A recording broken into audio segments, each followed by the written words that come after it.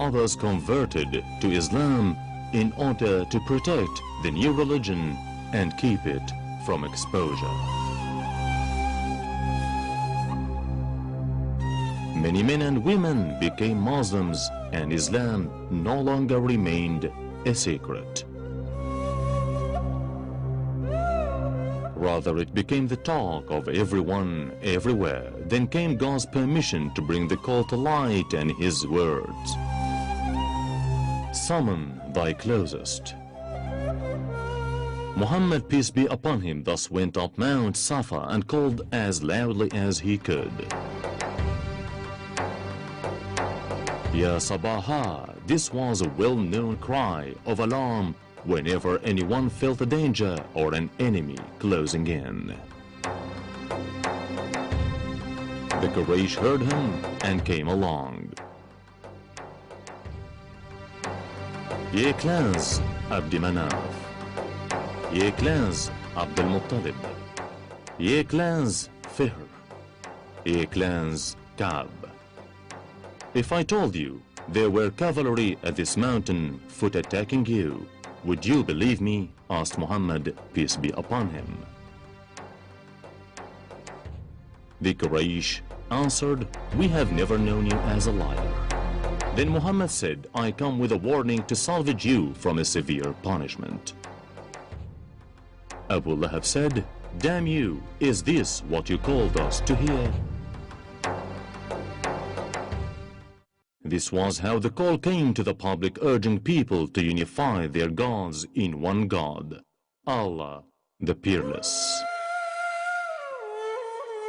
This brought about hostility and harm on Muhammad, peace be upon him, from his clan, so he was ridiculed and his followers were tortured. It only made him more determined to go on with his mission of spreading the rules of the new religion and capturing the hearts and minds of more and more people.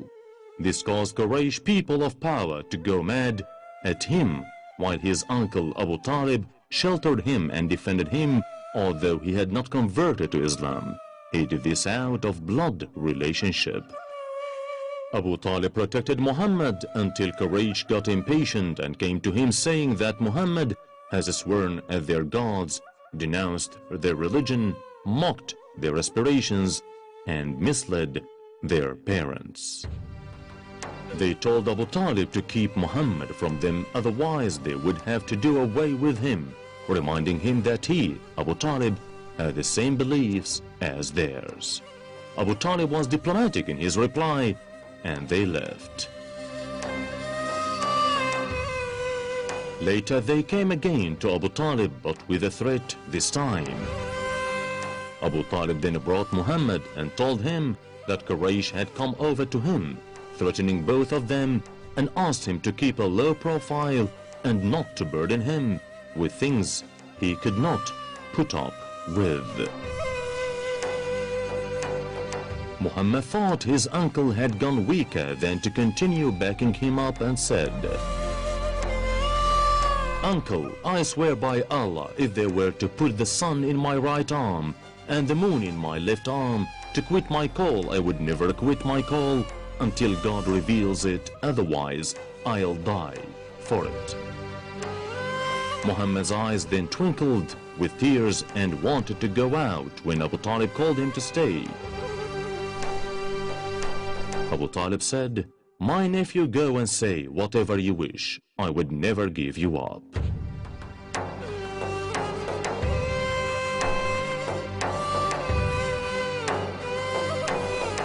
Muhammad went on with his mission, calling the people to Allah, while Quraysh felt helpless with him and his uncle, and so they set their anger on the unsupported new believers. Every clan came on the believers within and tortured them by starving them and thirsting them and, of course, beating them. A common exercise was to put the believers on the hot sand under the sun at noontime.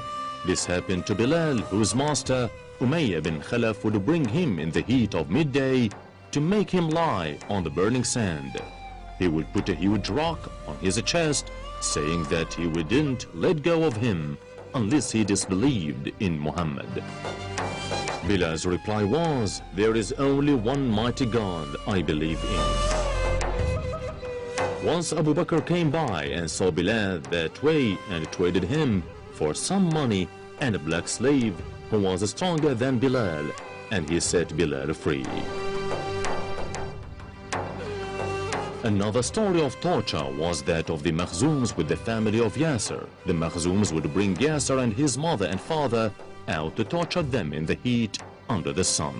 Muhammad passed by them several times and saw them and said, "O Yasser, be patient, for your reward is paradise." Yasser's mother died under torture but remained a Muslim till the last breath.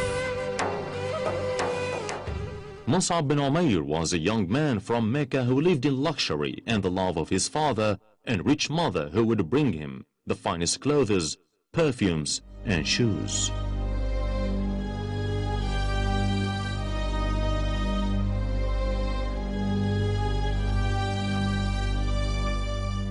Muhammad said he had never seen a man finer in looks than Mus'ab.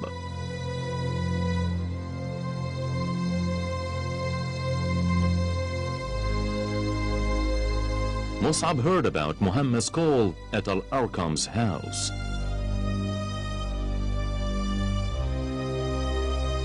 And went there and listened to a few verses of the Holy Quran. He fell for it and converted to Islam, but he kept it a secret, fearing the anger of his parents and folks. Once he was praying when Uthman bin Talha saw him and disclosed the news to Mus'ab's mother, and she and her people put him to jail. He got a chance with the immigrants to Abyssinia. When he returned to Mecca, he never looked as in luxury as he used to look, and his mother quit molesting him. Similarly, when Uthman bin Affan professed Islam, his uncle Al-Hakam bin Al-As bin Umayyah tied him up, asked him how he could divert from his clan's religion to a newly made religion. Al-Hakam would never let go of Uthman until he quit that religion, but Uthman was such a believer that his uncle gave up.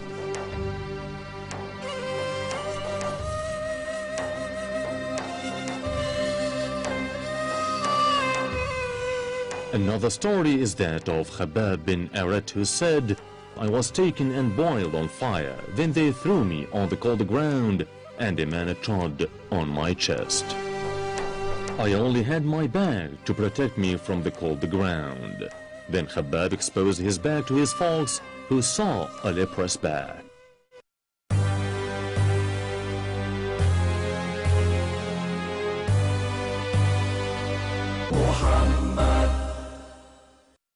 Despite all the creativity that Quraysh showed in torturing the Muslims, the latter never returned to paganism, so Quraysh actuated their youngsters and scurrilous people to ridicule Muhammad and hurt him.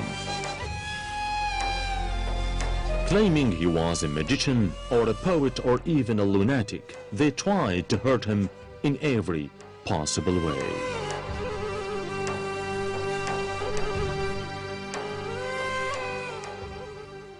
Quraysh did not know what more they could do. Some of them came to Al-Walid bin Al-Mughira, who was the oldest in Quraysh, and he said, "Ye Quraysh, we are now in high season, and Arab delegations are coming knowing about Muhammad.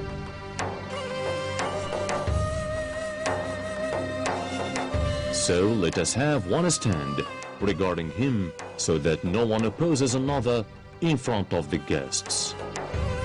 They said, "Why don't you decide our stance regarding Muhammad?"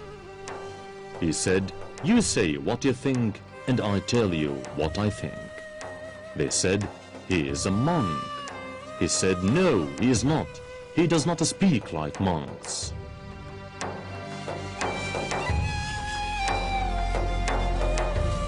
They said, "He is a lunatic." He said, "No, Muhammad is no lunatic. Lunatics have their impulses and hallucinations." He is a poet, they said. He said, no, he is not. We have seen poets, and his Quran outmatches all the poetic metrics we know and master. They said, he is a magician. Al-Walid said, no, he is not. He doesn't have their moods and behavior.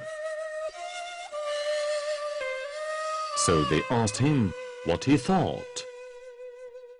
He said, the truth is that his words have a particular sweetness that only leaves us with the thought that he is a magician who has spellbound people and separated brothers from brothers and men from their wives and clans.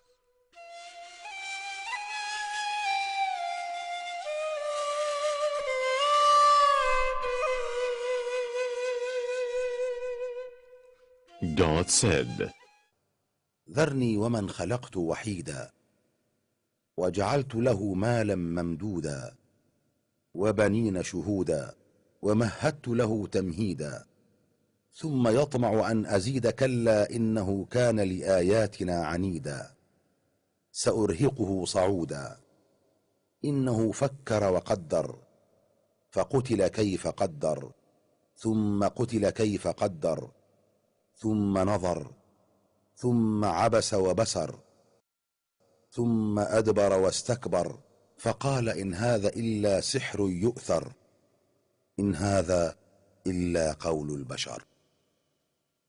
Quraysh showed exceptional creativity in molesting Muhammad and his followers, ignoring blood relationship, and went beyond all human sentiments.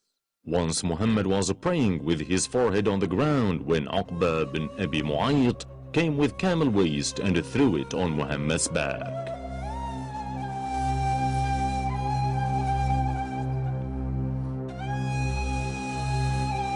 Muhammad didn't stand up, and his daughter Fatima cleaned it off her father, praying to God to punish